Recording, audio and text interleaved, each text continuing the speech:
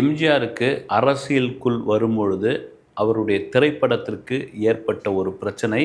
விஜய் அரசியலுக்குள் வந்துட்டாரு. இப்போ அவருக்கு எம்ஜிஆர் மாதிரி ஒரு திரைப்படத்தினால் ஒரு பிரச்சனை ஏற்பட போகுதுன்னு ஒரு நண்பர் சொன்னார். உண்மையிலே ரொம்ப கரெக்டாக இருந்தது.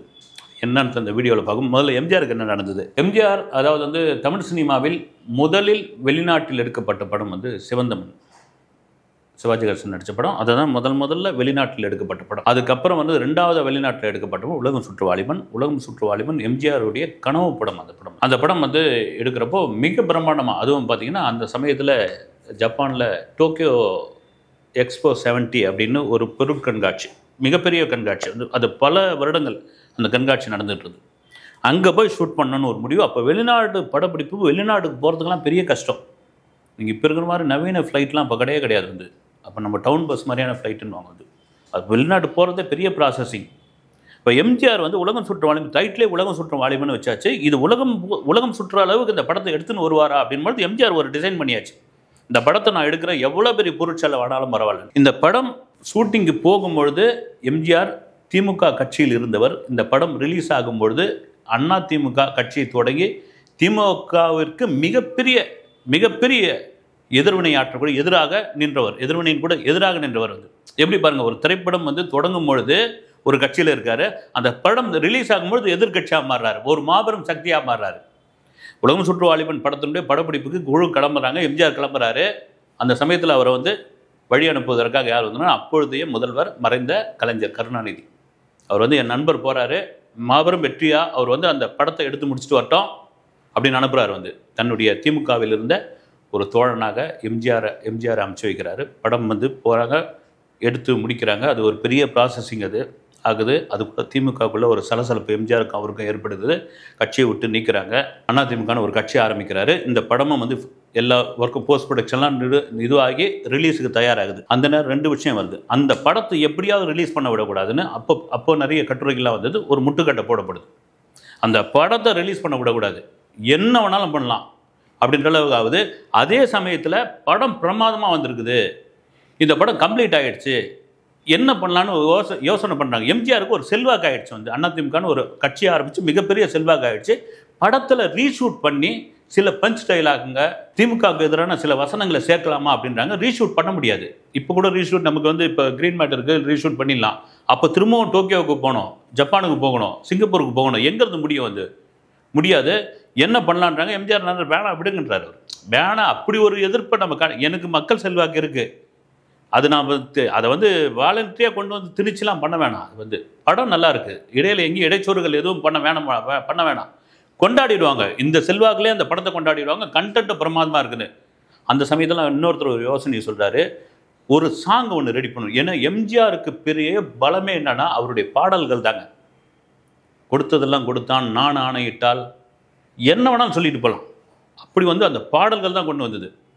அப்போ அந்த பாடல் உள்ளே டைட்டில் சாங் டைட்டில் ஓடும்பொழுது ஒரு பாட்டை சேர்த்தா என்னன்னு, அந்த பாட்டு தான் இப்படை தோற்கின் எப்படை வெல்லும் அப்படின்னு. இன்றைக்கு வரைக்கும் கொள்கை பாடலாக, அதிமுகவினுடைய கொள்கை பாடலாக, எம்ஜிஆருடைய மறைந்த தினமாகட்டும் பிறந்த தினமாகட்டும் எல்லா மூல முடுக்கெல்லாம் இப்படை தோற்கின் எப்படை வெல்லும்னு அந்த பாட்டை சேர்க்குறாங்க. சீர்காழி கோவிந்தராஜன் தான் அந்த பாட்டை பாடுறாரு. அந்த பாட்டு தான் அந்த ஓப்பனிங்லேயே ஒரு படத்துக்கு எப்படின்னா அந்த ஓப்பனிங்கில் சொல்லுவாங்க, இப்போலாம் சொல்லுவாங்க இல்லைங்களா, படம் ஆரம்பித்து 10 நிமிஷத்துக்குள்ளே கதைக்குள்ளே போயின்னுன்றாங்கல்ல. ஆடியன்ஸ் உட்காந்துக்கிட்டு இருக்காங்க, நிரம்பி வழியுது கூட்டம். டிக்கெட் கிடைக்காம அடுத்த ஷோக்கு வெளியே காத்துக்கிட்டு இருக்கான் உலகம் சுற்று வாலிபனுக்கு. உள்ள ஓப்பனிங் சாங் டைட்டில் ஓடுவது இப்படை தோற்கின் எப்படை வெல்லும்னு ஒரு பாட்டு. சீர்காழி கோவிந்தராஜன் குரலில் கேட்ட உடனே கை தட்டுறான், அமக்கலம் பண்ணுறாங்க. அதில் சூடு பிடிக்குது படம். எப்படியாப்பட்ட ஒரு இது பாருங்கள். இது கூட ஒரு விஷயம் தமாஷா சொல்லுவாங்க. கவிஞர் வாலிக்கு இந்த படத்தில் உங்களுக்கு பாட்டே இல்லை அப்படின்ட்டாரான் எம்ஜிஆர். அது எப்படி படம் ரிலீஸ் ஆகிடும் அப்படின்னாரான். என்ன சொல்கிற வாலி அப்படின்னாரான். இது என்ன பேர் பாருங்கள், உலகம் சுற்றும் வாலிபன். அதில் வாலி இருக்குல்ல, அந்த வாலியை தூக்கிட்டா வெறும் பன் தானே, உலகம் சுற்றும் பன் அப்படின்னா வரும் அப்படின்னு சொல்லியிருக்காரு. அதுக்கப்புறம் ஒரு 5 பாட்டு அவருக்கு, கண்ணதாசன் ஒரு 3 பாட்டு இது பண்ணியிருப்பார். படம் இட்டு. இந்த படத்திற்கு அவ்வளோ குடைச்சல் கொடுத்துருக்காங்க. அந்த படம் பிறகு மாபெரும் ஒரு இதுவாக மாறிடுச்சு. இப்போ அப்படியே 2025 அல்லது 26 கொண்டு போய் புரட்டி பாருங்கள். ஜனநாயகன் கண்டிப்பாக ஜனநாயகனுக்கு ஒரு எதிர்வினை இருக்கும், எதிர்ப்பலை இருக்கும். படத்தை ரிலீஸ் பண்ணுற விடும்போது ஒரு குடைச்சல் கொடுப்பாங்க, எல்லாம் பண்ணுவாங்க வந்து. அது திரும்ப சொல்கிறதுன்னா, அதுவும் குறிப்பாக ரெட் ஜெயண்ட் அவங்க தான் இன்றைக்கி தியேட்டர்கள் தமிழ்நாட்டில் பெரிய கண்ட்ரோல் அவங்க கண்ட்ரோலில் இருக்குது. 1200 ஸ்க்ரீன்ஸ் இருக்குன்னா கிட்டத்தட்ட 1000 அவங்க கண்ட்ரோலில் இருக்குது. இப்போ ஒருவேளை ஜனநாயகன் படத்துக்கு தியேட்டரே கொடுக்கக்கூடாது, தியேட்டரே இது பண்ணக்கூடாதுன்னு ஒரு அழுத்தம் கொடுத்தால் என்ன ஆகும் அப்படின்ற ஒரு கேள்வி.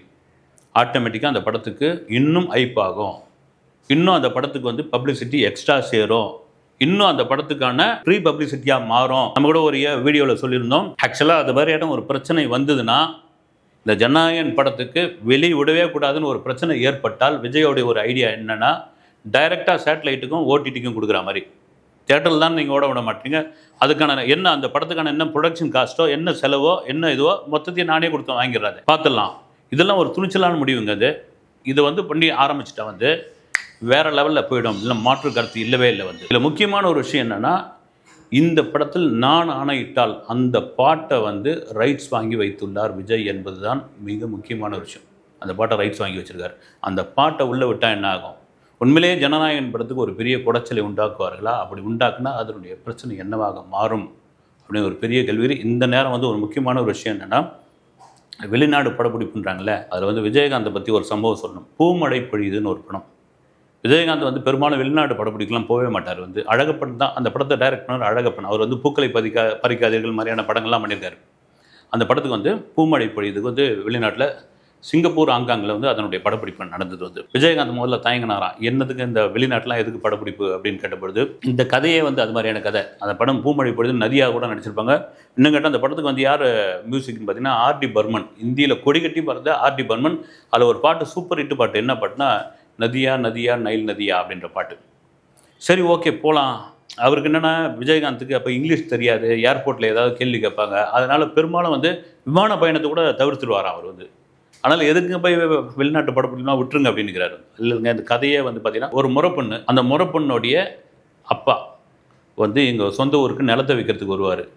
அப்போ வந்து அந்த பிள்ளையோட விஜயகாந்தோடைய அம்மா வந்து முறப்பொண்ணு தானே கட்டி கொடுன்னு கேட்கும்போது, இந்த பட்டிக்காட்டுங்க கட்டி கொடுப்பேன் நான், என் பொண்ணு வந்து சிங்கப்பூரில் வளர்றா போ அப்படின்னு அவமானப்படுத்தி போயிடுவார். விஜயகாந்த் சிங்கப்பூருக்கு போய் நதியாவை கல்யாணம் பண்ணுறது தான். அதுக்கிடையில் ஒரு முக்கோண காதல் கதையெல்லாம் உள்ளே இருக்கும். இந்த படத்துக்கு என்னென்னா, எல்லாரும் கிளம்பி போகும்போது அசிஸ்டன்ட் டைரக்டருங்க கிட்டத்தட்ட ஒரு பாதியில் முக்கால்வாசி பேர் ஆஃபீஸ்லேயே இருக்காங்களாம். எல்லோரும் ஒரு மாதிரி சோகமாக இருக்கிறாங்களாம். விஜயகாந்த் வந்து, என்னப்பா நீங்கள் என்ன எல்லாம் மாதிரியா இருக்கீங்க அப்படின்னா, அப்போல்லாம் நீங்கள் அவுட்டோருக்கு அதுவும் வெளிநாட்டுக்கெல்லாம் கூட்டும் போது பொறுக்கி ஆளை கூட்டும் போவாங்க. ஒவ்வொரு ஆளாக தான் கூட்டும் போவாங்க. ஏன்னா நீங்கள் விசா, ஃப்ளைட் டிக்கெட்டு, தங்கிறதுக்கு எக்கச்சக்கமாக செலவாகும்னு இப்போ வெளிநாட்டில் எடுக்கிறது தான் ரொம்ப ஈஸியாக இருக்குது. அப்போ என்ன பண்ணியிருக்காரு விஜயகாந்த், இருக்கிற எல்லா அசிஸ்டன்ட் டைரக்டரும் நீங்கள் கூட்டினுவாங்க, அவங்களுடைய எல்லா செலவும் என் செலவு நிற்கிறார் அந்த படத்துக்கு. வந்து எவ்வளோ பெரிய மனசு பாருங்கள். வந்து ஆச்சரியப்பட்டேன். என் சம்பளத்துலேருந்து கழிச்சிங்க, நீங்கள் எல்லாரையும் கூட்டினுவாங்க, பார்க்கட்டும். அவங்க ஒரு படத்துக்கு வந்து பெரும் தூணாக இருக்குது அசிஸ்டன்ட் டைரக்டர் தான். அவங்கள நீங்கள் உள்ளே வச்சுட்டு வந்தாங்க என்னங்க அர்த்தம்? நான் பார்த்துருக்கேன் எல்லா செலவும் அப்படின்னு சொல்லிட்டு வந்திருக்காரு. ஏன்னா இப்படியெல்லாம் நீங்கள் திரையில் விமர்சிக்கப்பட்டவர்கள்லாம் நிஜத்தில் ஹீரோவாக இருந்திருக்காங்க. அப்படி நிஜத்தில் ஹீரோவாகத்தான் இன்றைக்கு விஜய் இருக்கிறார் என்பதில் சொல்லிக்கிறேன். அவருடைய படத்துக்கு குடைச்சல் கொடுத்தா அந்த குடைச்சல் அவருக்கான ஒரு மைலேஜாக மாறும் என்பதில் மாற்று கருத்து இல்லவே இல்லை. அடுத்த வீடியோவில் சந்திக்கிறேன். நன்றி.